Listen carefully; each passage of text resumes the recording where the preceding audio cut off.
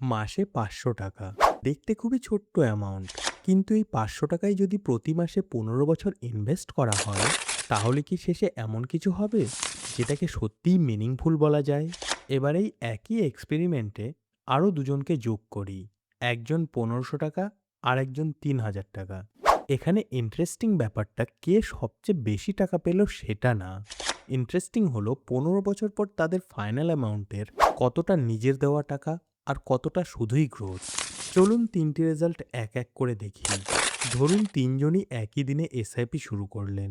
প্রথমজন মাসে ৫০০ টাকা, দ্বিতীয়জন মাসে ১৫০০ টাকা, তৃতীয়জন মাসে ৩০০০ টাকা। তিনজনেই ১৫ বছর ইনভেস্ট করবেন এবং তুলনা করার জন্য সবার একই রিটার্ন ধরব। এখানে হিসাব বোঝানোর জন্য বছরে ১২% রিটার্ন ধরে নিচ্ছি।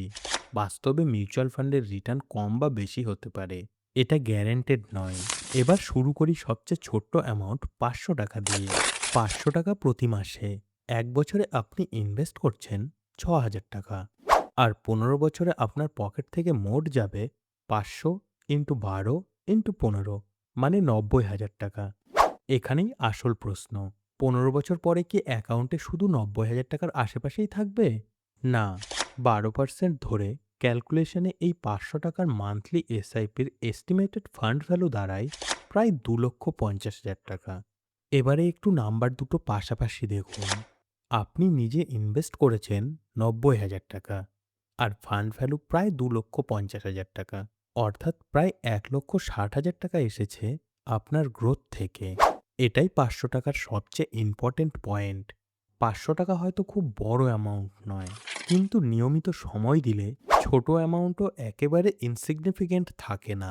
এবার মান্থলি অ্যামাউন্ট ৫০০ টাকা থেকে সরাসরি ১৫০০ টাকা, মানে ঠিক ৩ গুণ। ১৫ বছরে নিজের টোটাল ইনভেস্টমেন্ট হবে ১৫০০ ইন্টু ১২ ইন্টু ১৫, অর্থাৎ ২,৭০,০০০ টাকা। আর একই ১২% ক্যালকুলেশনে এস্টিমেটেড ফাইনাল ভ্যালু প্রায় ৭,৪৯,০০০ টাকা। এর মধ্যে নিজের টাকা ২,৭০,০০০ আর এস্টিমেটেড গ্রোথ প্রায় ৪,৭৯,০০০ টাকা। এখানে একটা বিষয় খেয়াল করুন, ৫০০ টাকার ক্ষেত্রে গ্রোথ ছিল প্রায় ১,৬০,০০০ টাকার, আর ১৫০০ টাকার ক্ষেত্রে প্রায় ৪,৭৯,০০০ টাকা। কারণ একই সময় এবং একই অ্যাজিউম রিটার্নে আপনি যত বেশি টাকা নিয়মিত ইনভেস্ট করছেন, গ্রোথের রুপি অ্যামাউন্টও ততই বড় হচ্ছে। কিন্তু এখনও সবচেয়ে বড় নাম্বারটা বাকি আছে, মাসে ৩,০০০। ১৫ বছরে তিনি নিজের পকেট থেকে মোট ইনভেস্ট করবেন ৫,৪০,০০০ টাকা। এবার ফাইনাল নাম্বার।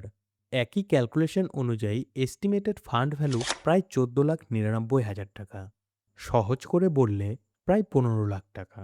কিন্তু ফাইনাল ১৫ লাখ টাকা দেখে এখনই থামবেন না, কারণ এখানে আসল ইন্টারেস্টিং নাম্বার হলো গ্রোথ।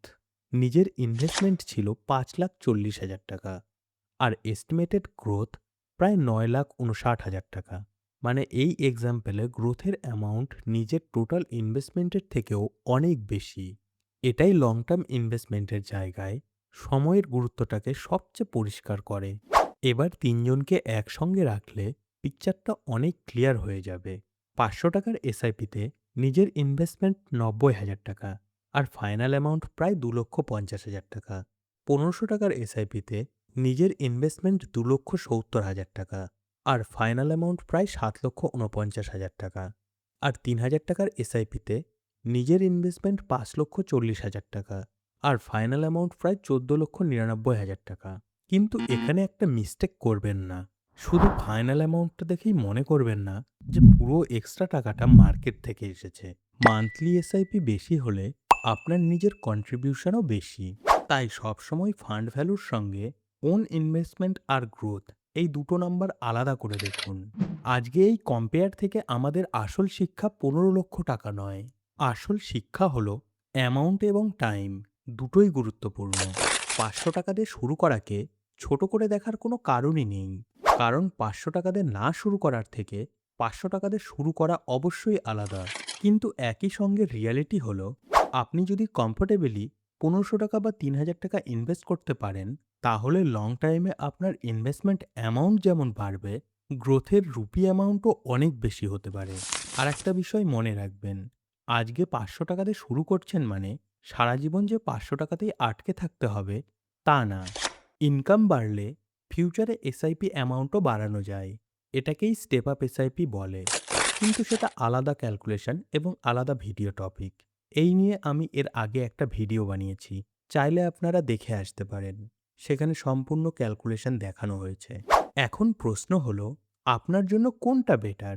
৫০০ টাকা, ১,৫০০ টাকা নাকি ৩,০০০ টাকা? এর উত্তর ফাইনাল ভ্যালুর টেবিলে নেই। বেস্ট অ্যামাউন্ট হলো যেটা আপনি নিয়মিত চালিয়ে যেতে পারবেন সেটাই। ৩,০০০ টাকা দিয়ে শুরু করে কয়েক মাসের মধ্যে ফাইন্যান্সিয়াল প্রেশারের জন্য বন্ধ করে দেওয়ার থেকে ৫০০ বা ১,৫০০ টাকা দিয়ে কমফোর্টেবলি শুরু করা অনেক বেশি প্র্যাকটিক্যাল হতে পারে। তারপর ইনকাম বাড়লে এসআইপি অ্যামাউন্টও বাড়াতে পারবেন। কারণ ইনভেস্টমেন্টে শুধু বড় নাম্বার নয়, কনসিস্টেন্সিও গুরুত্বপূর্ণ। তাহলে শুরুতে যে প্রশ্নটা ছিল, ৫০০ টাকা দিয়ে এসআইপি শুরু করা কি এতটাই ছোট যে কোনো লাভই নেই? ১৫ বছরের এই এক্সাম্পল বলছে, না, অ্যামাউন্ট ছোট হতে পারে, কিন্তু সময় তাকে কাজ করার সুযোগ দেয়। আর আপনি যদি বেশি অ্যামাউন্ট কমফোর্টেবলি ইনভেস্ট করতে পারেন, তাহলে লং টার্ম ডিফারেন্স আরও বড় হতে পারে। আপনি যদি আজ এসআইপি শুরু করেন, ৫০০ টাকা, ১,৫০০ টাকা নাকি ৩,০০০ টাকা, কোন অ্যামাউন্ট চুজ করবেন? আর এমন সিম্পল নাম্বার দিয়ে ফাইন্যান্সিয়াল বুঝতে দ্য উইলমিন্টকে সাবস্ক্রাইব করে রাখুন। আর ভিডিওটা যদি কাজের মনে হয়ে থাকে, তাহলে একটা লাইক দিয়ে আমার পাশে থাকুন। Thank you for watching.